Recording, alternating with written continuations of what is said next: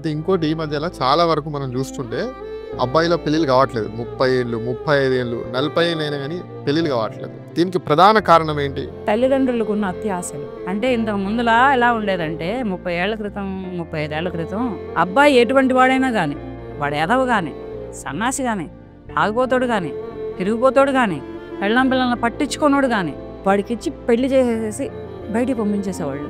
వేలకు వేల కట్నాలు పోసి మళ్ళీ ఒదిగి ఉండి అమ్మాయి పేరెంట్స్ ఎలా ఒదిగి ఉండేవాళ్ళు అంటే అబ్బాయి పేరెంట్స్ దగ్గరే కానీ అబ్బాయి దగ్గరే కానీ వాళ్ళు ఏది చెబితే అది స్తోమత కొలది కాయ ఆడిచ్చి వాడికి ఇచ్చి పెళ్లి చేస్తే అక్కడ అమ్మాయిని చంపేసేది సమాజం. అప్పుడు ఆ జనరేషన్లో చంపేసేవాళ్ళు అంటే వదిలిపెట్టేవాళ్ళు కాదండి.